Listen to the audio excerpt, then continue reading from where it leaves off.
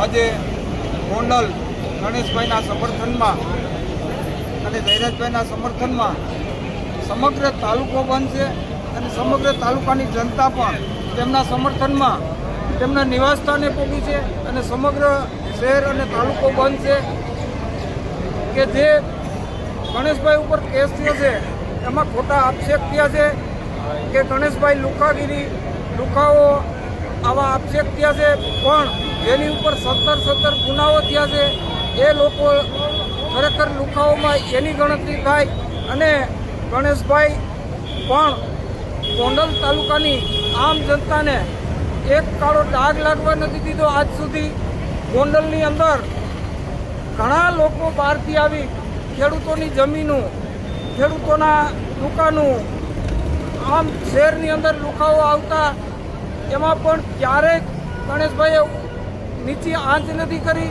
અને જે ખેડૂતોની જમીનો લખાવી હતી 1 રૂપિયો દીધા વગર પરત તેમના ખાતે પાછી કરાવી દીધી છે. અને આ ગોંડલની જનતા સમગ્ર તેમની સાથે છે. આજના 30 વર્ષના શાસનની અંદર ગોંડલની અંદર ન ભૂતો ન ભવિષ્ય આ તાલુકો લુખાઓનો ભરેલો તાલુકો હતો, એને બહાર કાઢી અને આ સજનતામાં લઈ આવ્યા છે. અને આ એક રાજુભાઈ સોલંકી જેવા માણસ જુનાગઢની અંદર આતંક મચાવે, 17 ગુનાઓ હોય જેની ઉપર, જેને મોટરસાઇકલ ભટકાડી પૈસા પડાવવાના ધંધા કરે અને ગણેશભાઈએ એની હારે તકરાર થઈ તો ગણેશભાઈ એમનો મેને કાંઈ ન કીધું હોય, આ લોકોએ કાંઈક એની હારે કાંઈક ને કાંઈક ચકમક ઝેરી હોય તો જ કીધું હોય, પણ એ લોકો એની ભૂલને સ્વીકારતા નથી હજી સુધી. અને પત્રકારો પણ એમને પૂછતા નથી કે તું ગણેશભાઈને તારે સમાધાન થઈ ગયું હતું તો રાતના 3 વાગ્યા સુધી તું શું કામ ત્યાં ગણેશભાઈની રાહ જોઈને ઊભો હતો કે શું કામ ત્યાં શહેરની અંદર ફરતો હતો. આ લોકોને કોઈએ આવી દબંગી કરવાની કોઈએ પરવાનગી આપી છે તો કેવી રીતે આ સમાજને, આ બધા સમાજને ગુંગળા કરે છે. મેઘવાડ સમાજ સારો સમાજ છે, બધા એમાં આવા લુખાઓ ન હોય અને લુખાગીરી ન કરે. આંબેડકર જે દેશના ઘડવૈયા છે પણ બધા સમાજને આંખો એની હારે દોરી અને સમાજને ગુંગળા કરવાના અત્યારે પ્રયાસ કરી રહ્યા છે. અને ખોટે ખોટું જન આંદોલન ઉપાડી અને જે ગોંડલની સામે વીરવિઘ્ન ઊભું કરી અને ગોંડલની જનતાની સામે એને એક દુશ્મનાવટ ઊભી કરવી હોય એવા અત્યારે પ્રયાસ લાગી રહ્યા છે. ભાઈ, યાર્ડ બંધ કયા કારણથી બંધ અને શા માટે?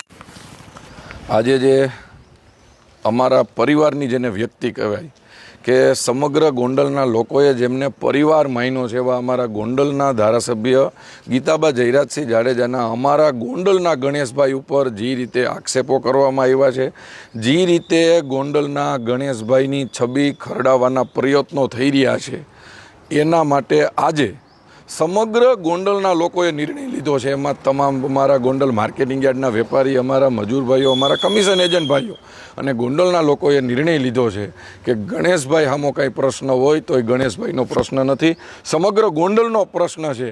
એના માટે આજે ગોંડલને બંધ પાડવામાં આવ્યું છે. આસપાસના 84 ગામો પણ બંધ. હા, પરિવાર, ગોંડલનો પરિવાર એટલે અમારા ગોંડલના તમામ ગામડા આવી જાય, અમારી તમામ ગોંડલની મા બેન દીકરીઓ આવી જાય, ગોંડલના તમામ વડીલો આવી જાય. બધાએ એક સાથે નક્કી કર્યું છે કે જ્યારે ગણેશભાઈની છબી કોઈ ખરાબ કરવાના પ્રયત્ન કરશે તો એ અમે ચલાવી નહીં લઈ. એના માટે સમગ્ર ગોંડલે આજે નિર્ણય લીધો છે. નિર્ણય એટલા માટે લીધો છે કે ગણેશભાઈ છે એ ગોંડલના એટલે કહેવાય છે કે કોરોના કાળ હોય, ગરીબમાં માણસનું ઝૂંપડું હોય કે મોટાનો મેલ હોય, કોઈ ઘર એવું નથી જ્યાં ગણેશભાઈ સેવામાં ન પહોંચ્યા હોય.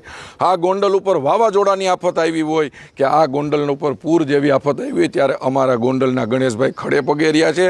એ એટલા માટે ખડે પગે રહ્યા છે ગોંડલમાં કે એ ગોંડલને પોતાનો પરિવાર માને છે. મારે તમને આજે એવી વાતનો ઘટનાનો સાક્ષી હતો એ વાત કરવી છે કે ગોંડલમાં ગણેશભાઈના ભવ્ય મેરેજનું આયોજન હતું. ગણેશભાઈ ઘોડા ઉપર ચડવાની, વરઘોડો નીકળવાનો ચડવાની તૈયારી હતી ત્યારે સામે એક મહિલા રડતા રડતા જોઈ ગયા. એ ઘોડે ચડવાને બદલે નીચે ઉભા. બેનને પૂછ્યું શું પ્રશ્ન થયો? બેન કહેતા હું ગરીબ છું, મારી એકને એક દીકરાનું ભયંકર એક્સિડન્ટ થયું છે અને મારે કોઈ નથી. ત્યારે ગણેશભાઈએ ફૂલેકું પોતે ઘોડા ઉપર ચડવાનું, પોતે વરરાજા હતા, 1 કલાક લેટ કરી અને બેનને દવાખાનાની બધી વ્યવસ્થા કરી, આવા સેવાના કામ કરે. કરે છે ને ત્યારે ગોંડલની બ્રાન્ડ એવી છે કે બધા એમ કહે છે કે એ અમારો ગણેશ છે અને અત્યારે લોકો મીડિયાવાળાને કહેવું પડે છે કે ગોંડલના ગણેશ છે.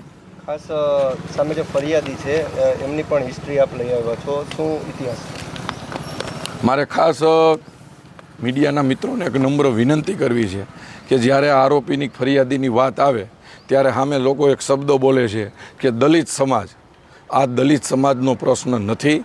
ગોંડલનો દલિત સમાજ ગણેશભાઈના સમર્થનમાં છે. આ પ્રશ્ન છે કે સામે જે વ્યક્તિએ ગણેશભાઈની છબી ખરીદવાના પ્રયત્ન કર્યા છે ને એ વ્યક્તિને આ કર્મકુંડળી છે.